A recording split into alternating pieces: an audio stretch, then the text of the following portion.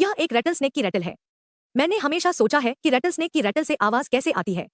अगर आप अंदर देखें तो आपको यह काफी खाली दिखेगी। यह बहुत हैरान करने वाला है।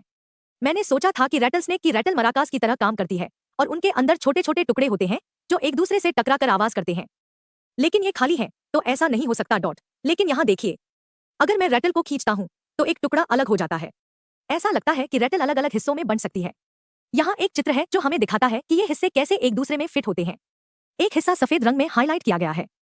देखिए कैसे सारे हिस्से ढीले ढाले एक दूसरे के अंदर फिट होते हैं। अब इसे देखिए, ध्यान दे कि ये हिस्से मजबूती से जुड़े नहीं होते। इनके पास हिलने डुलने की जगह होती है, इसलिए जब रैटल को हिलाया जाता है तो ये हिस्से एक दूसरे से टकराते हैं और इस तरह रैटल स्नेक की रैटल से आवाज आती है।